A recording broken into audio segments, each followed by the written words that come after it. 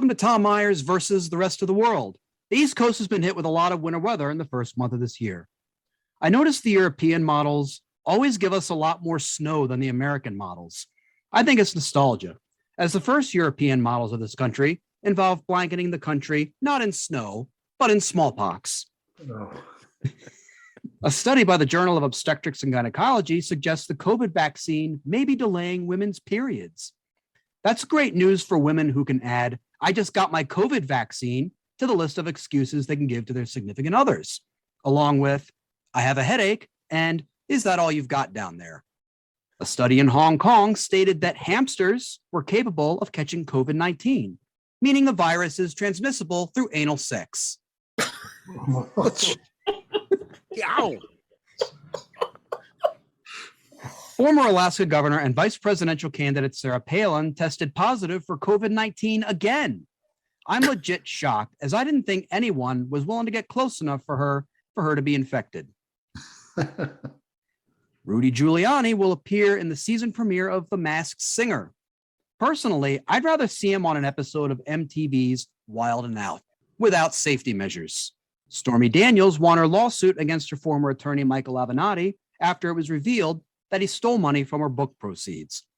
It turns out there are limits to how a porn star is willing to be fucked. Oh. Coldplay announced they will stop making music in 2025. When did they ever start? It will be nice to have something to look forward to in the year when the second Trump coup attempt will be successful. Oh, Tom Brady announced he's retiring after 22 seasons of playing football. If he uses his retirement to be one of the latest celebrities to take up stand-up comedy, then I hope he's easily distracted on stage by a horny open micer trying to bang Giselle. In other words, he should stay out of Baltimore and DC. Reportedly, Tom Brady has never gone to the White House following a Super Bowl win except for this last one. He says it was for scheduling reasons, but I think it's because Giselle only gives him a blowjob after he's won a Super Bowl ring, and she gives the ultimatum, it's now or never. The Washington football team will now be called the Commanders. So they went from a name offensive to Native Americans to a name honoring the rank of the people who ordered their mass genocide. They should have gone old school and called them the Washington Senators. Maryland Governor Larry Hogan announced he will not run for U.S. Senate, therefore giving me the best early 40th birthday present. Him fucking off. A Maryland man was the recipient of the first ever organ transplant involving a pig heart. Now, we can use scientific studies to find out how pig hearts will hold up against crab cakes, craft beer, and heroin. It's a great excuse for sending a dick pic, isn't it? Well, no wonder he acts like a pig. He's got the heart of one. The Maryland General Assembly is issuing a curfew in neighborhoods where strip clubs are to curb violence. That just shows how out of touch elected officials are. Don't they know that taking away someone's ability to go to a strip club makes someone more violent, not less? The BlackBerry has officially ceased operations. Great. It happened, and I didn't even get the chance to back up all of my MySpace blogs. A female off-duty police officer was caught giving a lap dance at a private party. They figured it was a cop when a black customer approached her, and she shot him. Oh. Jason Momoa and Lisa Bonet have broken up after 17 years. Lisa Bonet used to be the hot daughter on The Cosby Show. Now she looks like she just woke up from a nap at Bill Cosby's place. Oh. And now, on with the show. Please join me in welcoming Jeff Hysen, Abby Mello, and Michele Wojciechowski. Hey, Tom. Hey. Everyone, welcome. Jeff, congratulations on the new podcast, by the way. Well, thank you. I see that you can do a podcast. So, you know. I have a new podcast out about the New York Mets. And if you think that starting a podcast about baseball during a baseball lockout was a smart move, it wasn't. But it's called National League Town. And so far, so good. We've had one episode, but so far, so good. episodes out on Thursdays. Well, congratulations on that Congrats. one. Thank you. Abby, how about yourself? I was having a bad day, and then I saw someone walking their pet rabbit, so I'm doing much better. It was all up from there. Only in Baltimore. Was the person hopping with the rabbit? Was the rabbit? No, actually, they were really trying to get it to walk with treats and stuff. It was on a little leash, and it was actually just really wanted to be sitting next to a tree, but it was still very cute. So it wouldn't meet other rabbits? You don't want it mixing with those wild Baltimore rabbits. Oh. Michelle, how about yourself? I'm doing better now that I got rid of the headache that was clawing its way inside my eyes. Happy I could help. You know, Tom, you take credit for pretty much anything that any of us says that's good on this show. And no, you did not get rid of my headache, sweetie, but I appreciate the gesture. Okay, that's not a gesture. It's because I had a headache all day, people. Come on. But for a second, Michelle, did you think it was COVID? No, I thought it was the stupid Maryland weather. Okay. Because 3 days ago, it was freaking freezing out. And today it was close to 50. Saturday, it's going to be 60. Right. And then Saturday night, it's supposed to snow. And my sinuses are just like, what is going on? So, but it's good to be here without screaming. Dick Cheney was one of two Republicans, along with his daughter, Wyoming Congresswoman Liz Cheney, who appeared on the House floor to commemorate the first anniversary of the January 6th insurrection at the Capitol. Imagine being a Republican and a war criminal who shot his friend in the face while hunting looks more decent than you. Dick Cheney making you look bad is like a hardened prisoner ignoring the convicted child molester and choosing you for forced sodomy. The Republican National Committee called January 6th legitimate public discourse. Meanwhile, their ancestors called cross burnings a low-key family cookout. Joining us tonight to discuss the anniversary of January 6th and all things related, please welcome back to the show, David Kaye. Yay! It's great to be back after a year. This was what we did the last time. We were talking exactly about the January 6th. It just had happened. Right. Only I could bust a few more of those insurrectionists on the FBI's most wanted list. You know, they have 2,500 people that they're looking for on that list, and they only have arrested about 725 of them so far. So I'm not good at math, so there's a lot out there, not even close to half. Well, according to the RNC, that was just legitimate political discourse. Oh, that's right. You know, all they have to do is pretend they've had a prescription filled at CVS, because they will find you. If you get a prescription from CVS, they will send you like 75 texts and then call your house. And even we get one for our dog, sometimes dogs get people prescriptions, and they call and say, this call is for Riley. I'll say to Brad, could you go get the dog? CVS is calling. I don't think, something tells me the people who did January 6th aren't taking meds. Oh, zing. They're definitely off their meds. I see a flaw in your theory. That's good. With a third of Americans still believing that Joe Biden did not legitimately win the 2020 election, there are those who are willing to rationalize the actions taken on January 6th 1 year ago. In this clip, we can see like-minded folks who find a way to rationalize what went down at the Capitol that day. January 6th attack was not the Republicans nor Trump. It was the Democrats were behind it all. They're the ones that caused it all. Do you really believe that? I know it. And there is no way that a Republican would act that way. And there is no way that Trump had anything to do with what happened on January 6th. But what about all the Trump supporters that have been charged and indicted? Because it's all Democratic judges and people that were on the take from the Democrats. I think the whole reporting of it is a giant hoax. We are very peaceful people. So it was a total setup. To me, it was the FBI had set it up. I don't believe that they were Trump supporters that did that. You said the whole thing's a setup. You don't really believe that, do you? I do. Because Trump won the election.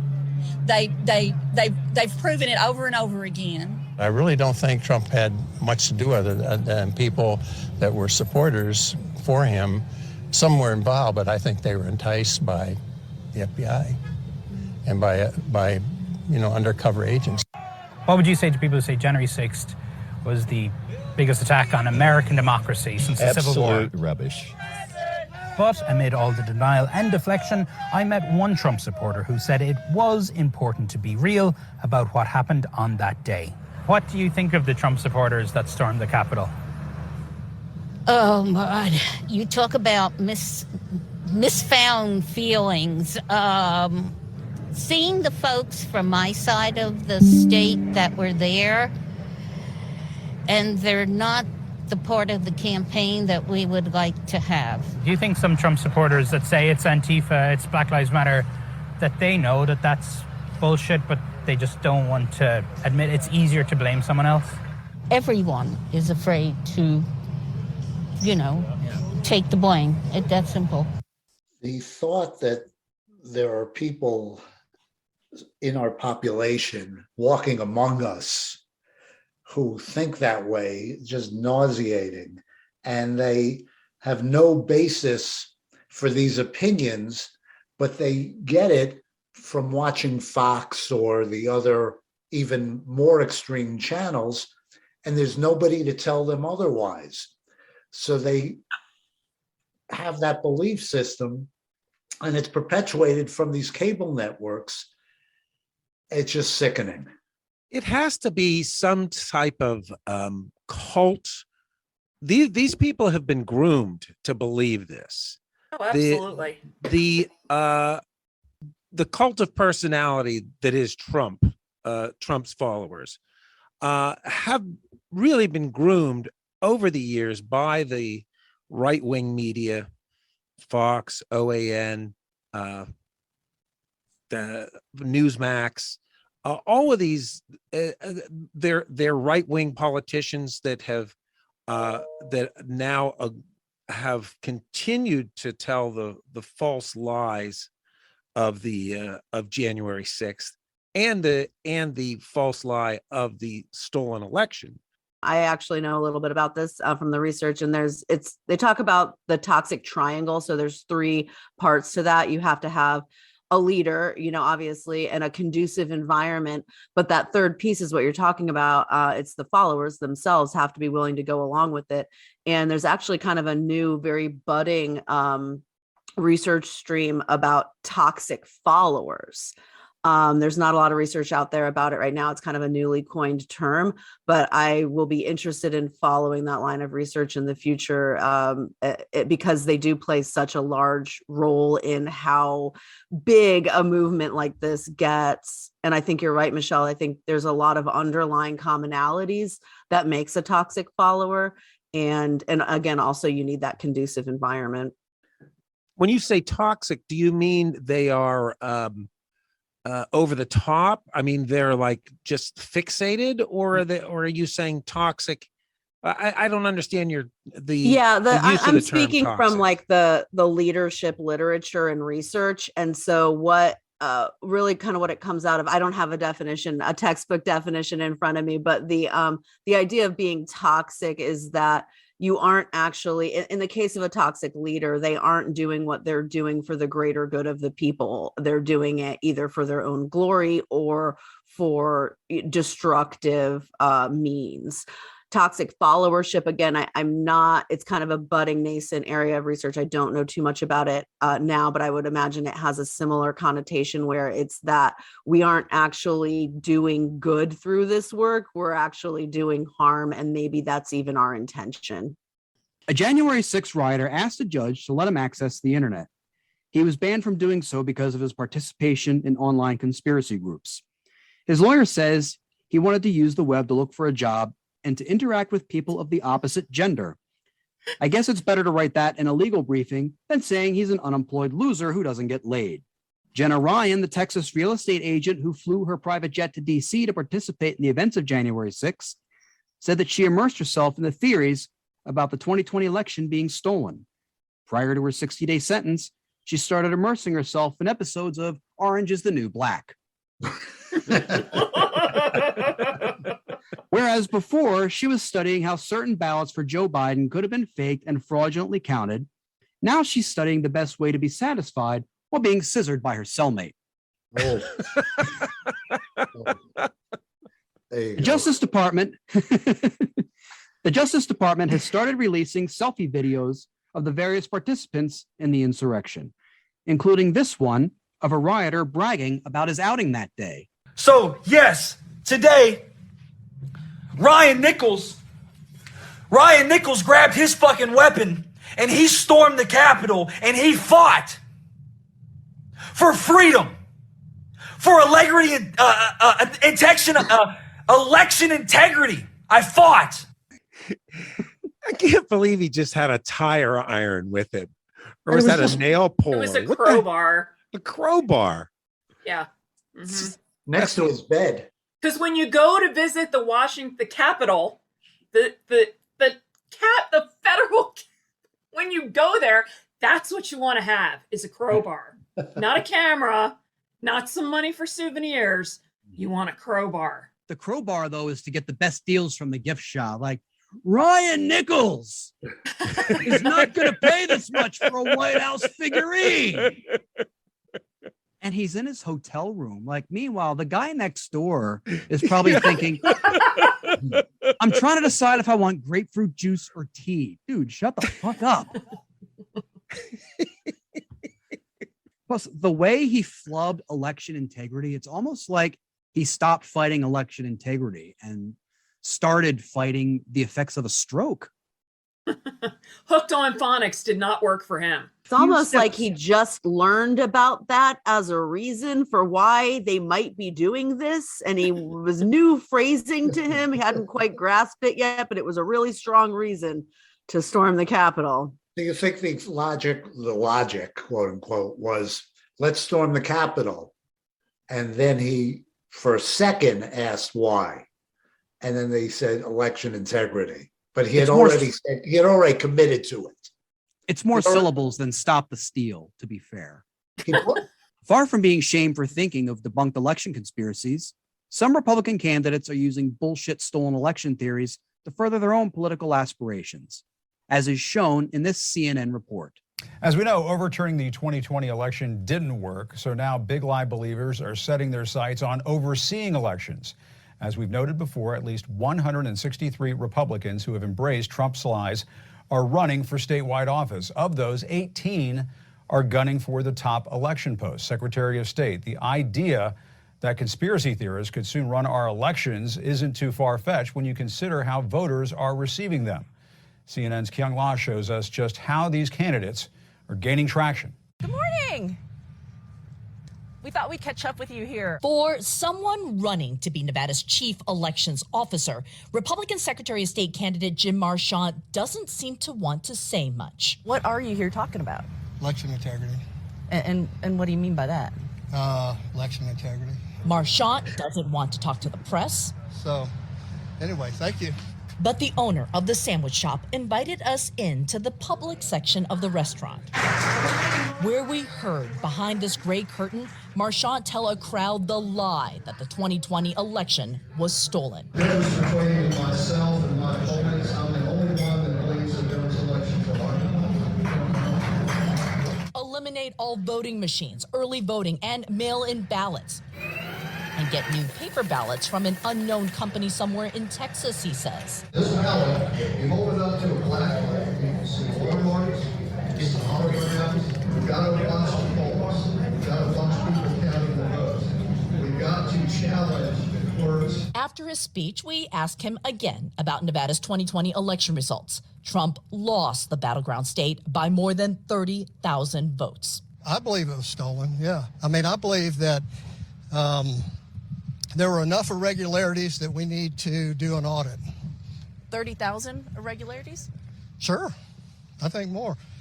Do an audit. Why won't you do an audit? Because there's no evidence to Oh, suggest. there's plenty of evidence. There is not plenty of evidence. This is a scripted for every candidate that's coming down the line through the Republican Party on this far right Freedom Caucus bullshit. They have this down pat. They learn all the little catchphrases and the nuances that they can put out there to hand feed to the stupid people that'll listen to them. And what you have is people like that all over the country in the Republican primaries, and the Republican primaries are becoming more and more extreme because they know that with the election rigging that's going on, that if they win the primary, they'll win the general. So they appeal to the base rather than the general population.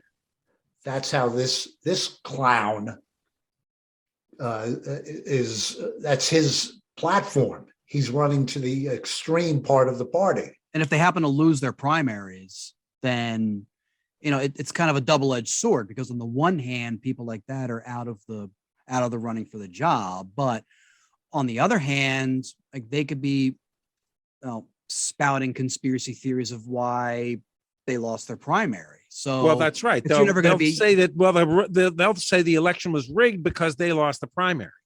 But what if they win? And then they'll say, well, everyone's behind me on this. But I just don't see how. Like, everybody's not behind you. Apathy's behind you. That's why you won. That's why all these guys win. Since being kicked off her House committees and being banned from Twitter, Georgia Congresswoman Marjorie Taylor Greene spends all her free time watching her nipples harden at the thought of her COVID-infected constituents being placed on a ventilator.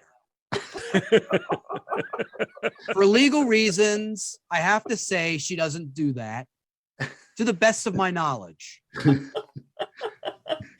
Marjorie Taylor Greene and Lauren Boebert are like the waitresses on their first shift. They invite a few friends over, and they in turn bring a shitload of people who get blackout drunk and demolish the place, and end up taking selfies with the cops who were called by the other customers. This isn't to say that Marjorie Taylor Greene always finds herself in situations where she is surrounded by people who adore her, as she learns in these clips while making an appearance on a public access show in her district. Hello. Hello. Go ahead. Yes, I just want to say thank God for Joe Biden. He is an embarrassment to the state of Georgia. Well, we all have our opinions. Amen to that, and I've got mine. All righty. Thank you. We accepted Trump for 4 years. You all refused to accept Biden. You refused to do it. And maybe we didn't like Trump, but he won, and so that was it. You all are not, you will not accept the fact that Joe Biden won. And that is the whole thing. You're not going to accept it. You're going to keep on and just peck. Yeah, and you won't get anything done. If you're not going to respect the man and realize that he's the president, you're not ever going to get anything done. You've got to work together, and you are not doing it. You're not doing it. And neither are the other Republicans. They're just going with Trump. No, he didn't win it. And wasted all the money in Georgia to have to count the votes 3 times because he said he won and he didn't. I want to know how my grandmother's phone from 1978 got on that show and wouldn't stop ringing. I can't believe she had a second line. I mean, Marjorie Taylor Greene, her facial expression looked like she was amazed any of her constituents knew how to work a phone. She kept side-eyeing the hosts, imploring them to cut her off, to call her off. Yeah, she certainly couldn't have been shocked by it because she knows what she's doing is a lie, just like everybody else does. That every other Republican who spouts off the continued crap about a stolen election. The whole thing just makes me miss dimpled chads and hanging chads and Seriously. that whole thing. Absolutely. But even still with that, my gosh, we took it all the way to the Supreme Court and they stopped this. The Supreme Court actually stopped the counting of the votes in Florida when there were plenty of votes that could still be counted and could have changed the outcome of the Florida election.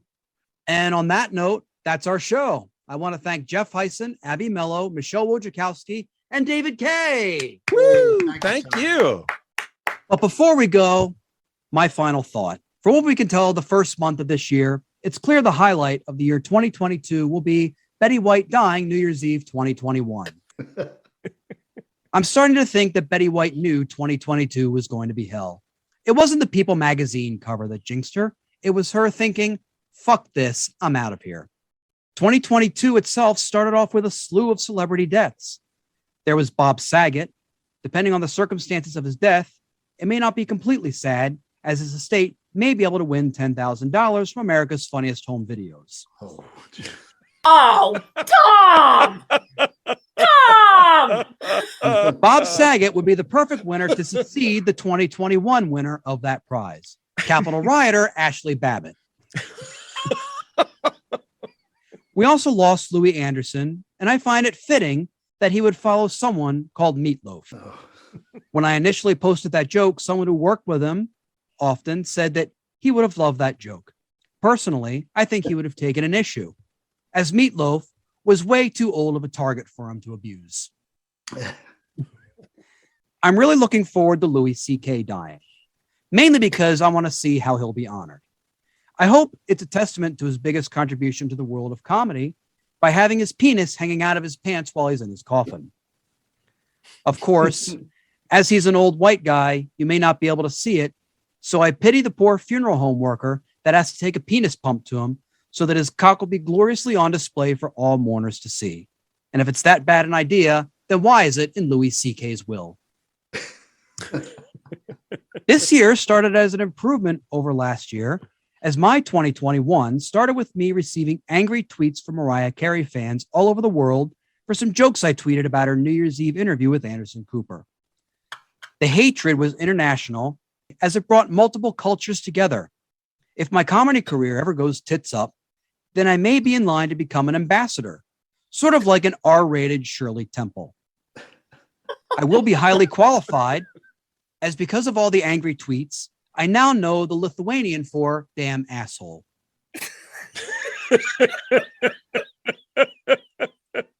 Truthfully, the new year really is a good time for us to take stock and reflect on the fact that as the new year starts, we are all on equal footing, and that every single one of us makes the minimum payment on our January credit card statements.